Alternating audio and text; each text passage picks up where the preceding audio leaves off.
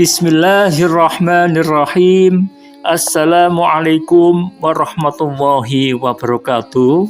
Alhamdulillah wa syukurillah ala nikmatillah. Allahumma salli ala sayyidina Muhammad wa ala ali sayyidina Muhammad. Amma ba'du. Saudara pendengar, mungkin di antara saudara ada yang bertanya-tanya, berapa lamakah proses pengadilan yang digelar di padang mahsyar? Sebab sidang pengadilan di dunia yang hanya mengusut satu kasus saja, misalnya kasus pembunuhan, bisa memakan waktu hingga berbulan-bulan. Sedangkan yang diperiksa di akhirat kelak adalah seluruh sepak terjang manusia, setiap manusia dalam kurun waktu sejak ia balik, sejak ia terkena hukum, pemberlakuan hukum, sampai menjelang meninggal dunia.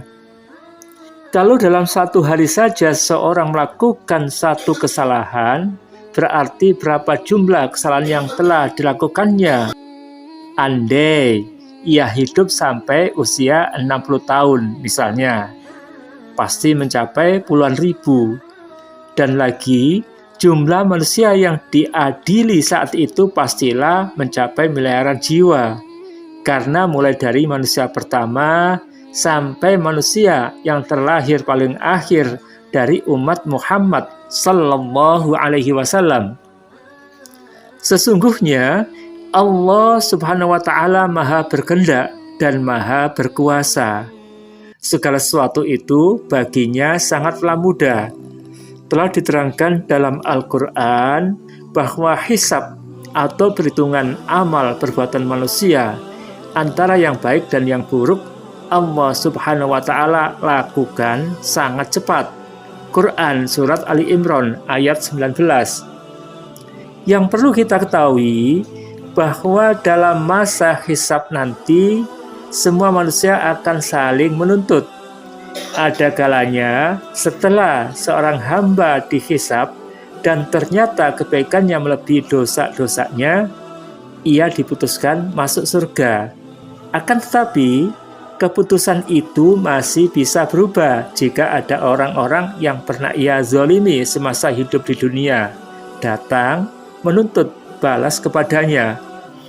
Sebab Allah subhanahu wa ta'ala maha adil, sehingga tidaklah mungkin merugikan salah seorang hambanya. Pada masa itu, sudah tidak ada dan tidak berlaku lagi harta benda. Maka sang hamba akan memberikan ganti rugi berupa pahala kepada orang yang menuntutnya. Jadi, apabila tuntutan balas mereka benar, sesuai dengan catatan amal perbuatan yang telah dibukukan, maka Allah subhanahu wa ta'ala tidak segan-segan mengambil kebaikan si hamba sebagai ganti rugi untuk diberikan kepada orang yang terzalimi. Dengan demikian, semakin banyak orang yang menuntut ganti rugi kepada seorang hamba, maka semakin berkuranglah sisa pahalanya. Jadi, jika pahala sang hamba sudah habis, maka dosa-dosa dari orang-orang yang dianiayanya selama di dunia dibebankan kepadanya. Sehingga tidak menutup kemungkinan pada akhir sidang, sang hamba yang sedang diadili itu diputuskan menjadi ahli neraka. Orang seperti itulah yang dikatakan oleh Nabi Muhammad SAW sebagai orang yang miskin, orang yang bangkrut. Abu Hurairah radhiyallahu anhu menginformasikan bahwa Rasulullah SAW pernah bertanya kepada para sahabat, "Siapakah umatku termiskin?" Seorang sahabat menjawab, "Orang yang tidak punya harta ya Rasulullah, dan banyak utangnya hingga alat rumah tangganya habis dijual." Rasulullah SAW menggeleng. Lalu dengan senyum kebapakan beliau menerangkan, kelak pada hari kiamat ada orang yang datang membawa banyak amal kebajikan lengkap dengan sholat dan puasanya. Tetapi akhirnya ia divonis masuk neraka. karena amalnya yang sangat banyak itu dipakai untuk melunasi tuntutan dari orang-orang yang semasa di dunia pernah dianiaya, pernah ia caci maki, pernah ia fitnah, dan pernah ia jelek-jelekan. Akhirnya, dosa para penuntutnya dibebankan kepadanya sebagai alat pembayarnya. Begitulah seterusnya selama masih ada yang menuntut balas, jadilah ia orang yang termiskin karena pahalanya sudah habis. Saudara pendengar, seusai pemeriksaan buku catatan perbuatan dan penyelesaian segala tuntutan dari samanya, setiap orang akan ditimbang di mizan. Proses ini semata untuk mengetahui apakah seseorang itu lebih banyak amal baiknya atau lebih besar perbuatan buruknya. Sebab bisa jadi sewaktu pemeriksaan catatan amal, ia memiliki pahala yang berlimpah, tetapi kemudian pahalanya itu diambil untuk membayar ganti rugi kepada siapa saja yang pernah ia zalimi sewaktu hidup di dunia. Dengan begitu, pahala orang tersebut berkurang atau bahkan habis sama sekali. Penimbangan saat itu dilakukan dengan seadil-adilnya. Allah Subhanahu wa taala berfirman, "Wal wasnu yauma idzil haqq, faman saqulat mawazinuhu faulaika humul muflihun." Artinya, timbangan pada hari itu menjadi ukuran kebenaran. Maka barang siapa bertimbangan kebaikannya, mereka itulah orang yang beruntung. Quran Surat Al-A'raf ayat 8. Dalam ayat yang lain juga Allah tegaskan, "Faman saqulat mawazinuhu faulaika humul muflihun, wa man khaffat mawazinuhu faulaika alladzina khasiru anfusahum fi jahannam khalidun." Barang siapa berat timbangan kebaikannya, maka mereka itulah orang-orang yang beruntung. Dan barang siapa ringan timbangan kebaikannya, maka mereka itulah orang-orang yang merugikan dirinya sendiri. Mereka kekal di dalam neraka jahanam.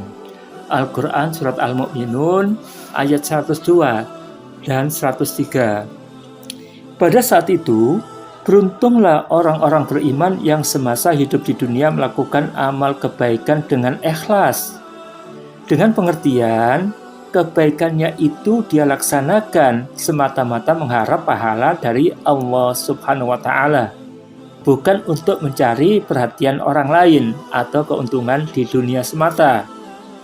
Sebab, hal ini kami tegaskan, sebab semakin hari semakin banyak orang yang memberikan sumbangan dengan mengharapkan pujian dari samanya. Juga tidak sedikit orang yang memberikan hadiah kepada seorang agar proyeknya dimenangkan. Jadi mereka itu menyumbang demi mencari perhatian orang lain, dan mereka itu memberikan hadiah demi memenangkan proyeknya. Di antara sekian macam amal baik yang dilakukan dengan ikhlas, yang paling berat timbangannya adalah berzikir dengan membaca kalimat tauhid. Sebagaimana diterangkan dalam hadis, bahwa Abdullah bin Amr radhiyallahu anhu menceritakan, Nabi Muhammad Rasulullah sallallahu alaihi wasallam bersabda, bahwa kelak di padang mahsyar, Allah menampilkan seorang lagi dari umat beliau di hadapan manusia, di hadapan seluruh makhluk yang hadir saat itu. Lalu dibeberkanlah 99 catatan amal perbuatannya. Panjang masing-masing catatan amalnya sejauh mata memandang. Lalu Allah Subhanahu wa taala berfirman, "Adakah sesuatu yang engkau ingkari dari catatan ini? Apakah para malaikatku yang mencatat amal perbuatan telah berbuat aniaya kepadamu?" Lelaki tersebut berkata, "Tidak, wahai Tuhanku." Allah bertanya lagi, "Apakah engkau mempunyai alasan?" Lelaki itu juga berkata, "Tidak, wahai Tuhanku." Lalu Allah berfirman, engkau mempunyai suatu amal baik di sisi kami. Karena itulah pada hari ini engkau tidak diperlakukan secara aniaya. Maka dikeluarkanlah sebuah kartu yang padanya tertulis kalimat aku bersaksi bahwa tidak ada Tuhan selain Allah dan aku bersaksi bahwa Nabi Muhammad adalah hamba dan Rasul-Nya. Kemudian Allah Subhanahu wa Ta'ala berfirman, datangilah timbanganmu. Lelaki itu bertanya, wahai Tuhanku, apakah kartu bersama catatan ini? Allah Subhanahu wa Ta'ala berfirman, sungguh engkau tidak akan diperlakukan secara aniaya. Rasulullah SAW melanjutkan sabdanya, setelah itu semua catatan amal perbuatan diletakkan pada satu sisi timbangan, sedangkan kartu itu diletakkan pada sisi yang lain.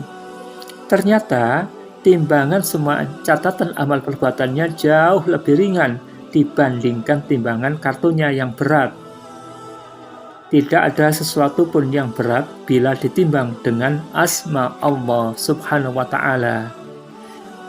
Jadi, kalimat la ilaha illallah Muhammad Rasulullah SAW itu jauh lebih berat dibandingkan dengan amal perbuatan apapun. Saudara pendengar, yang semoga kita semuanya senantiasa dirahmati oleh Allah Subhanahu wa Ta'ala.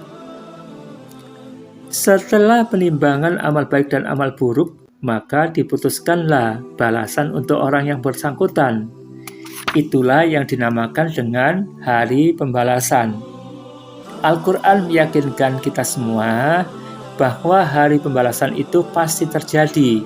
Quran Surat Ar-Dzariyat ayat 6. Az-Zariyat itu surat ke-51. Dan Allah Subhanahu wa Ta'ala memberi balasan dengan dalil sebagaimana firman-Nya. Bagi setiap orang diberi balasan penuh sesuai dengan apa yang telah dikerjakannya dan mereka tidak dirugikan.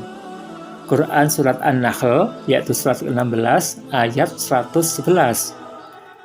Dalam ayat yang lain juga dikatakan, barang siapa membawa kebaikan, maka dia memperoleh balasan yang lebih baik daripadanya. Sedangkan mereka merasa aman dari kejutan yang dahsyat pada hari itu. Dan barang siapa membawa kejahatan, maka disungkurkanlah wajah mereka ke dalam neraka.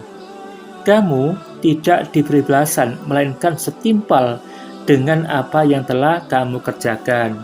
Surat Al-An'am ayat 89 sampai 90. Allah juga berfirman, "Faman ya'mal mithqala dzarratin khairan yarah, wa may ya'mal mithqala dzarratin syarran yarah." Barang siapa mengerjakan kebaikan sebesar zarrah, zarrah itu atom, niscaya dia akan melihat balasannya. Jadi, kebaikan sekecil atom pun akan melihat balasannya. Dan barang siapa mengerjakan kejahatan seberat zarrah, yaitu sebesar atom pun, sekecil atom pun, niscaya dia akan melihat balasannya pula. Quran Surat Al-Zalzalah ayat 7 dan 8. Pada masa itu, tidak ada lagi hubungan darah, tidak ada tolong-menolong, karena semua orang sibuk dengan urusan masing-masing. Ditegaskan oleh Allah Subhanahu wa Ta'ala, "Fa'idza nufikha fis-suri fala ansaba bainahum yauma idzi wala yatasaalun." Apabila sangkakala ditiup, maka tidak ada lagi pertalian keluarga di antara mereka pada hari itu, yakni pada hari kiamat, dan tidak pula mereka saling bertanya. Quran Surat Al-Mu'min ayat 101. Al-Mu'min itu surat ke-23. Jadi tidak ada lagi saling bertanya karena masing-masing disibukkan dengan penderitaannya sendiri. Juga diterangkan dalam Al-Quran yang lainnya, dalam Al-Quran ayat yang lainnya, فَإِذَا جَاءَتِ الصَّاخَّةُ يَوْمَ يَفِرُّ الْمَرْءُ مِنْ أَخِيهِ وَأُمِّهِ وَأَبِيهِ wa sahibatihi wa banih likulli imri'in minhum yawma idzin sya'nun yuhnih. Maka apabila datang suara yang memekakkan telinga, yaitu tiupan sangkakala yang kedua, pada hari itu manusia lari dari saudaranya, lari dari ibu dan bapaknya, dan dari istri dan anak-anaknya. Setiap orang dari mereka pada hari itu memiliki urusan yang cukup menyibukkan. Quran Surat Abasa, yaitu surat ke-80, ayat 33 dan 37 sampai 37. Pada hari itu orang-orang kafir dan orang-orang zalim mengakui kedurhakaannya dan menyesal. Al-Quran menerangkan, dan apabila janji yang benar atau hari berbangkit telah dekat, maka tiba-tiba mata orang-orang yang kafir terbelalak. Mereka berkata, alangkah celakanya kami benar-benar lalai tentang ini, bahkan kami benar-benar orang yang zalim. Surat Al-Anbiya ayat 97. Dalam ayat yang lain juga dikatakan, ingatlah pada hari ketika orang-orang zalim menggigit dua jarinya. Maksudnya adalah menyesali perbuatannya, seraya berkata, duhai, sekiranya dulu aku mengambil jalan bersama Rasul, celakalah aku, sekiranya aku dulu tidak menjadikan si fulan yang dimaksud adalah setan atau orang yang menyesatkannya, tidak menjadikan si fulan, saya ulang, tidak menjadikan si fulan maksudnya setan atau orang yang menyesatkannya, itu teman akrabku. Quran Surat Al-Furqan ayat 27 dan 28. Pada hari itu amal baik orang yang tak beriman tertolak, dan tidak ada pertolongan bagi orang-orang yang berdosa. Bahkan mereka terbelenggu. Al-Quran mengungkapkan, kami akan perlihatkan segala amal baik yang mereka kerjakan. Lalu kami akan jadikan amal itu bagaikan debu yang berterbangan. Al-Furqan ayat 23. Jadi semuanya amal kebaikan yang mereka lakukan itu tidak ada artinya berterbangan. Saudara pendengar yang semoga kita semua senantiasa dirahmati oleh Allah Subhanahu wa Ta'ala, Allah juga berfirman, pada hari ketika terjadi kiamat, orang-orang yang berdosa, yakni kaum musyrik, terdiam berputus asa, dan tidak mungkin ada pemberi syafaat atau pertolongan bagi mereka dari berhala-berhala mereka, sedangkan mereka mengingkari berhala-berhala itu. Quran Surat Ar-Rum ayat 12 dan 13. Ar-Rum itu surat ke-30. Menurut sebagian mufassir, ayat ini diartikan bahkan mereka menjadi kafir disebabkan oleh berhala-berhala yang mereka sembah. Dalam ayat yang lain, Allah juga berfirman, tidak ada seorang pun teman setia bagi orang yang zalim, dan tidak ada baginya seorang penolong yang diterima pertolongannya. Quran Surat Al-Mu'minun ayat 18. Kepada orang-orang zalim itu ditunjukkanlah jalan ke neraka. Al-Quran menerangkan, diperintahkan kepada malaikat, kumpulkanlah orang-orang yang zalim beserta teman sejawat mereka dan apa yang dahulu mereka sembah selain Allah. Lalu tunjukkanlah kepada mereka jalan ke neraka. Quran Surat As-Saffat ayat 22 dan 23. Dikatakan pula oleh Allah Subhanahu wa Ta'ala, kamu akan melihat mereka dihadapkan ke neraka dalam keadaan tertunduk karena merasa hina. Mereka melihat dengan pandangan yang lesu. Demikianlah saudara, taklim kita kali ini. Dalam kesempatan yang mendatang, insya Allah kita bahas tentang orang-orang yang sudah diadili ini akan meniti Shiratal Mustaqim, yaitu jembatan yang lebih kecil dari rambut dan lebih tajam dari pedang. Terima kasih atas perhatiannya. Billahi taufiq wal hidayah. Wassalamualaikum warahmatullahi wabarakatuh.